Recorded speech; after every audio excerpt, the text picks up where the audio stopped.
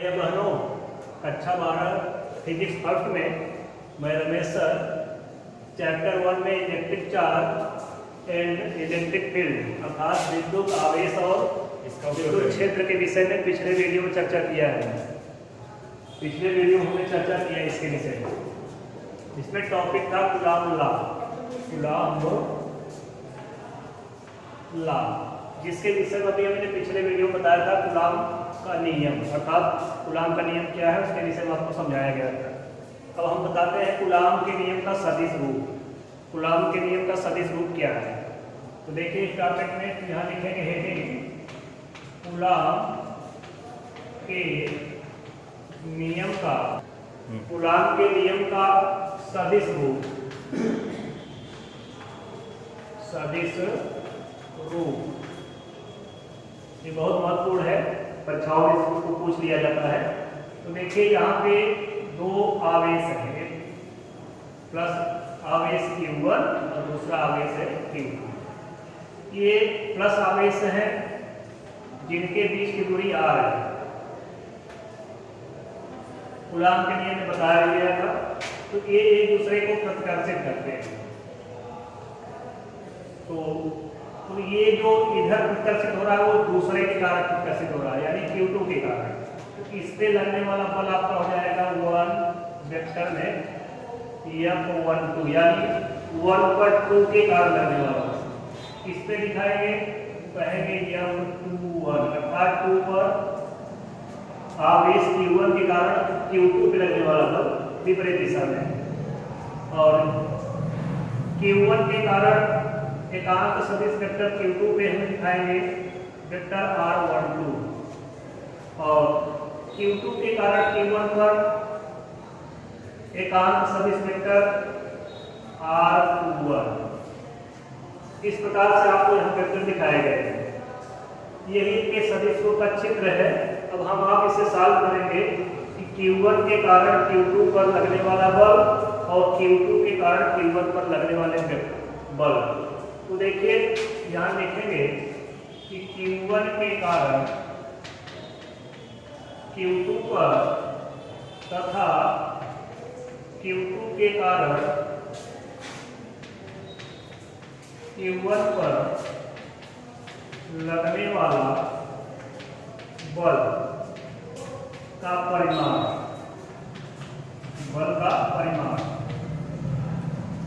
तो यहाँ पे सदिश रूप में दिखाएंगे F12 equal to F21 equal to 1/4 pi epsilon naught Q1 Q2 बटे R²। ठीक है, इनके बीच की दूरी ये है। कूलॉम का नियम ये आपको बताया गया था, वही बल का परिमाण है। अब यहाँ से हम बल F1 को पहले आवेश पर दूसरे आवेश के कारण लगने वाला बल हुआ F12 को अलग से दिखाना चाहेंगे, तो दिशा में F12 और चल के देखा जाए R12, यानी F12 और R12 ये दोनों एक ही दिशा में हैं। तो इस प्रकार से इसे हम अलग से लिख सकते हैं कि 1/4 pi epsilon naught Q1 Q2 divided by R², और यहाँ पे दिखाएंगे हम एकांक वेक्टर के रूप में R टैग एकांक वेक्टर के रूप में 1 2, अर्थात 1 2 बल 1 2 और एकांक सदिश 1 2 एक ही दिशा में है। इस प्रकार से F12 का सदिश रूप ये होगा।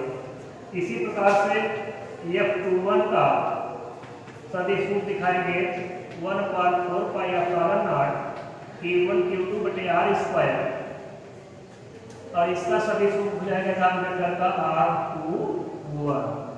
अब यहाँ से जो आपको R वेक्टर है, एकांक वेक्टर है, इसे आप ऐसे भी कर सकते हैं कि यह वेक्टर R के रूप में होगा, जहाँ पर R बराबर होता है वेक्टर 3 डायमेंशन के रूप में x i tag y j tag plus z k tag, और इसका परिमाण जब हम निकालेंगे R वेक्टर का, तो ये हो जाएगा x square plus y square plus z square. तो यही वेक्टर का एक सदिश रूप है। इसके चित्रों को ध्यान से देखेंगे, तीर सही से लगाएंगे तो वही वेक्टर का सदिश रूप आपको हमें दिखाई देगा। ये तो था कूलाम के नियम का सदिश रूप। आप एक मिनट इसे भले भान नोट कर लीजिए और इसके डिटेल्स के लिए आपके किताबों में लिखा भी गया है, वहां से भी आप इसके दिशाओं को आसानी से देख सकते हैं। तो अब हम चर्चा करेंगे परावैद्युतांक की, परावैद्युत पदार्थ और परावैद्युतांक की।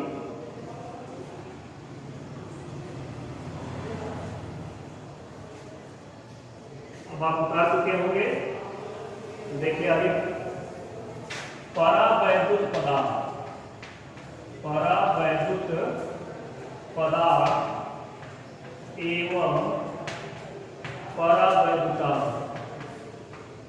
परावैद्युतांक यही आपकी हेडिंग है, परावैद्युत पदार्थ एवं परावैद्युतांक। परा माने होता है विरोध करना, विरोध कौन करता है? कुचालक। अर्थात चालक में तो आवेश का प्रवाह, धारा का प्रवाह आसानी से होता है, लेकिन विरोध कौन करता है? कुचालक। तो आप इसका डेफिनेशन कर सकते हैं परावैद्युत पदार्थ का, वे पदार्थ जो धारा के मार्ग में रुकावट पैदा करते हैं, अर्थात जिनकी उपस्थिति से विद्युत क्षेत्र में वैद्युत बल का मान घट जाता है, ऐसे पदार्थों को परावैद्युत पदार्थ कहते हैं और उनके इस गुण को परावैद्युतांक कहते हैं। कहने का मतलब ऐसे सभी कुचालक पदार्थ जिनकी उपस्थिति से किसी वैद्युत क्षेत्र में, जिनकी उपस्थिति से किसी वैद्युत क्षेत्र में वैद्युत बल का मान घट जाता है, ऐसे पदार्थों को परावैद्युत पदार्थ कहते हैं और उनके इस गुण को परावैद्युतांक कहते हैं। तो जैसे एग्जाम्पल है परावैद्युतांक का, जैसे में जल, जिसमें आसुत जल लेते हैं, आसुत जल, कागज, सूखी लकड़ी, अभ्रक, मोम, प्लास्टिक, रबर, पत्थर, कांच इत्यादि, ये ऐसे पदार्थ हैं जिनको परावैद्युत पदार्थ कहा जाता है। इनकी उपस्थिति में हमेशा वैद्युत बल का मान घट जाता है। कुछ ऐसे पदार्थ हैं जिनका परावैद्युत हम यहाँ से दिख रहे हैं, उसको आप कर सकते हैं। जैसे सबसे ज्यादा द्रव में जल का परावैद्युतांक होता है, जल का परावैद्युतांक यहाँ देखेंगे, जल का परावैद्युतांक 80 होता है, क्योंकि परावैद्युतांक में कोई मात्रा नहीं होता है। जल का परावैद्युतांक में यहाँ पे लिखा गया वो 21 सबसे ज्यादा द्रव में जल का होता है, इसीलिए जल को सार्वत्रिक विलायक भी कहा जाता है। और इसी प्रकार से देखा जाए कागज का लगभग, कागज का जो परावैद्युतांक होता है वो लगभग 3.5 होता है। और दूसरा पॉइंट नोट करेंगे, धातुओं का परावैद्युतांक, धातुओं का परावैद्युतांक अनंत होता है, अनंत होता है। इसीलिए धातुएं चालक कहलाती हैं। धातुओं में विद्युत धारा का प्रवाह इसीलिए तेजी से होता है, धातुओं का परावैद्युतांक अनंत होने के कारण। इसका परावैद्युतांक अनंत होने से क्या होता है कि विद्युत बल का मान बिल्कुल घट जाता है, अब आवेश को चलने फिरने में आसानी हो जाती है।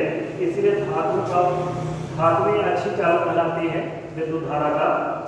आप देखे होंगे तांबे का तार वगैरह, इसमें धारा तेज दौड़ती है, चांदी का हुआ। अब आते हैं, बात करते हैं तीसरे पॉइंट में, वायु का परावैद्युतांक। वायर का जो परावैद्युतांक होता है वो लगभग 1.0045 होता है और निर्वात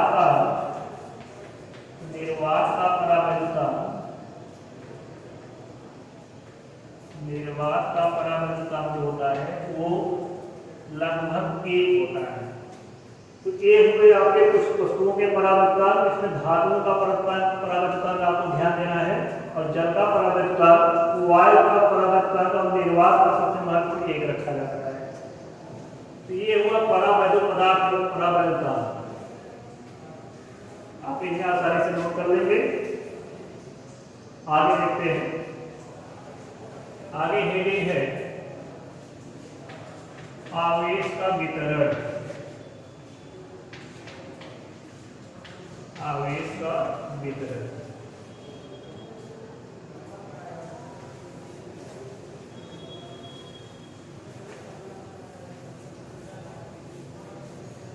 देखिए, आवेश का डिस्ट्रीब्यूशन विभिन्न वस्तुओं पर हम विभिन्न प्रकार से करते हैं।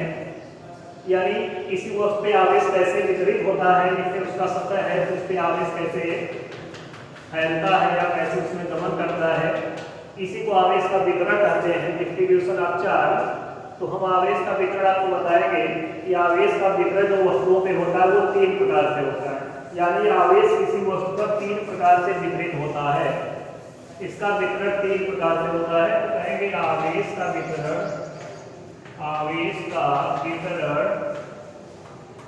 3 प्रकार से होता है। पहला है रेखीय आवेश घनत्व। रेखीय आवेश घनत्व पहली रीडिंग है आवेश के वितरण में, रेखीय आवेश घनत्व।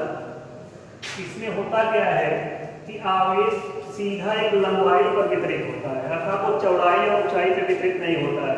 तो जिसमें आवेश एक सीधी लंबाई पर किसी वस्तु की लंबाई पर वितरित होता है सरल रेखीय रूप में, उसे आवेश का रेखीय घनत्व कहते हैं। इसमें कहेंगे कि जब देखते जाइएगा धीरे, जब आवेश किसी वस्तु के एकांक लंबाई पर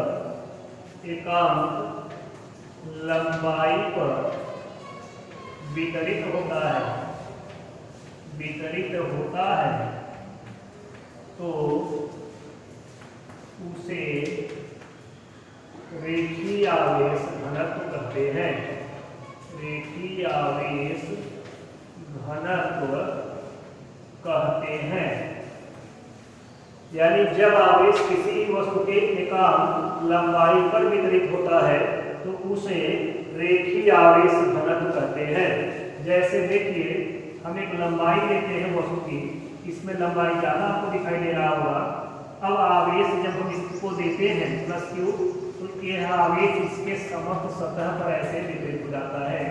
ये दिया गया चार्ज क्यू है और इसकी लंबाई यदि एल हो इस चालक की, तो इस लंबाई एल पर यह आवेश एक समान रूप से ऐसे वितरित हो जा रहा है। ये लंबाई होगा, चौड़ाई ऐसे चौड़ाई पे आवेश वितरित नहीं होकर के बल्कि किस पे हो रहा है, लंबाई पर।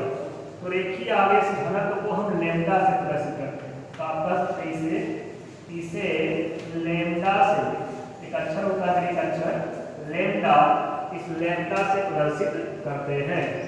तो यहाँ हो जाएगा हिंदी में सूत्र कि रेखीय आवेश घनत्व बराबर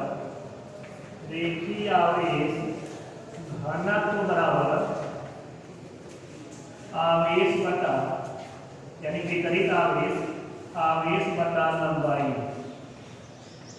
यानी लैम्डा बराबर हो जाएगा क्यू बाई एल। लैम्डा बराबर क्यू बाई एल। तो यहाँ पे एक मात्रक निकालना चाहेंगे इसका, तो ये हो जाएगा आवेश का मात्रक होता है कूलाम और लंबाई का मात्रक होता है मीटर। इसका मात्रक हो जाएगा कूलाम प्रति मीटर या C/m। ये तो हुआ रेखीय आवेश घनत्व। अगर ये किसी चाप की लंबाई पर, कोई चाप है इस तरीके से दिया है एक चाप, अगर इस पर आवेश वितरित हो रहा है तो ये भी एक प्रकार की लंबाई है। इस तरीके से। तो चूंकि चाप की लंबाई पर वितरित हो रहा है तो फार्मूला यही लगेगा लैम्डा बराबर क्यू बाई एल, लेकिन यहाँ पे चाप की लंबाई को हम कह सकते हैं क्यू बाई हो जाएगा ये 2 पाई आर के रूप में, अर्थात इसकी परिधि, ये परिधि पूरा मिलाएगा गोलाकार हो जाएगा तो पूरी परिधि 2 पाई आर होता है। आप इस फार्मूले को ऐसे दे सकते हैं जब किसी चाप पे बोलेगा कि किसी वृत्त के चाप या परिधि पर आवेश वितरित होता है। अब है अगला हेडिंग इसमें पृष्ठीय आवेश घनत्व, पृष्ठीय आवेश घनत्व या पृष्ठ घनत्व, साहित्य भाषा से आप छोटे दे सकते हैं पृष्ठ घनत्व। बस इसमें परिभाषा सब कुछ वही है, थोड़ा सा सेंटेंस बदलना है। तो कहेंगे जब आवेश किसी वस्तु के, जहां लिखा है एकांक लंबाई, अब लंबाई की जगह ले सकते हैं एकांक क्षेत्रफल, एकांक, बस परिभाषा वही रहेगी, सब यहाँ शब्द को बदलना है। क्षेत्रफल का मतलब होता है लंबाई गुणे चौड़ाई, क्षेत्रफल का मतलब होता है लंबाई गुणे चौड़ाई। तो A बराबर आप ले सकते हैं L गुणे B, यानी अगर हम किसी वस्तु को लंबाई या चौड़ाई में रिप्रेजेंट करें तो ये हो जाएगा L, ये हो जाएगा B, तो L और B मिलकर के एरिया का निर्माण करेंगे। तो अब आवेश इसके लंबाई और चौड़ाई दोनों पर वितरित हो रहा है, अर्थात क्षेत्रफल पर वितरित हो रहा है। तो आप परिभाषा में कह सकते हैं कि जब आवेश किसी वस्तु के एकांक क्षेत्रफल पर वितरित होता है तो उसे पृष्ठ घनत्व कहते हैं, तो उसे पृष्ठ घनत्व कहते हैं। इसे सिग्मा, एक ग्रीक अक्षर है सिग्मा, मैंने हिंदी में इसे सिग्मा से प्रदर्शित करते हैं। तो सिग्मा बराबर हो जाएगा ये क्यू बाई ए। मात्रक इसका निकालना चाहेंगे तो कुल आवेश का मात्रक कूलाम होता है और क्षेत्रफल का मात्रक मीटर स्क्वायर होता है, तो इसे कहते हैं सी बाई एम स्क्वायर। ये हो गया पृष्ठ घनत्व। अब कोई गोलाकार वस्तु है, ये तो क्षेत्रफल है, किसी गोलाकार वस्तु को अगर हम ले लें ऐसे इस रूप में, तो इस गोले की त्रिज्या यदि कैपिटल आर हो, यहाँ से यहाँ तक केंद्र से दूरी, तो इस रूप में अगर हम पृष्ठ घनत्व लिखना चाहें, क्योंकि यदि गोले में भी क्षेत्रफल होता है, आयताकार वस्तु है इसमें भी क्षेत्रफल होता है, तो क्षेत्रफल वाली कितनी वस्तुएं हैं, परिभाषा तो यही निकलेगा। तो अगर वो किसी गोले पर वितरित हो रहा है आवेश क्षेत्रफल पर उसके, तो एरिया की जगह गोले का क्षेत्रफल रख देंगे 4 पाई आर स्क्वायर, क्योंकि एक गोले का जो क्षेत्रफल होता है वो 4 पाई आर स्क्वायर होता है। ये हो गया पृष्ठ आवेश घनत्व। इसी प्रकार से तीसरा आवेश का जो वितरण है, इसे आप एक मिनट नोट कर लेंगे। तीसरा जो आवेश का वितरण है वो है आयतनिक, आयतनिक आवेश घनत्व। बस परिभाषा में एकांक जहां लिखा है यहाँ तक सही है, परिभाषा वही चल जाएगी आपकी कि जब आवेश किसी वस्तु के एकांक क्षेत्रफल की जगह यहाँ हमें रखना है आयतन, क्षेत्रफल की जगह क्या रखना है आयतन। अब आयतन में आप लोगों को पता होगा कि 3 डायमेंशन वाली वस्तु चाहिए हमें, 3D वस्तु होनी चाहिए। 3D होगी तो उसमें 3 लंबाइयां होंगी, अर्थात लंबाई चौड़ाई और ऊंचाई, उसी को 3D आकृति बोलते हैं। तो 3D आकृति में घन और घनाभ हो सकता है, घन और घनाभ के आकार की वस्तु, या गोला हो सकता है, वृत्त तो होगा नहीं क्योंकि उसमें ऊंचाई नहीं होती है। तो 3 डायमेंशन की एक वस्तु हम लेते हैं इस तरीके से। ये हो गया आपका घनाभ, जिसमें लंबाई भी है और चौड़ाई भी है और ऊंचाई भी है।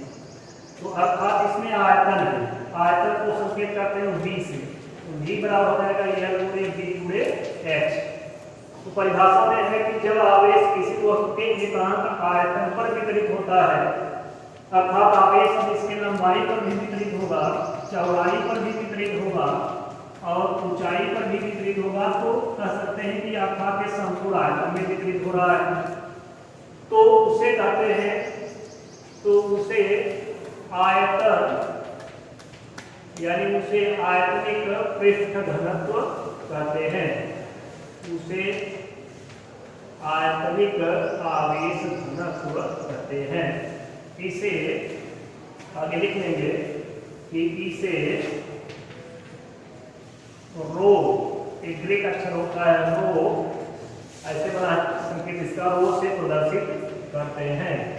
हो गया। इसका सूत्र हो जाएगा रो का, रो बराबर क्यू बाई वी, और रो बराबर हो जाएगा क्यू बाई वी की जगह का गोल, इसी की जगह का गोला होते डायमेंशन का, उसका आयतन हो जाएगा 4/3 पाई कैपिटल आर क्यूब।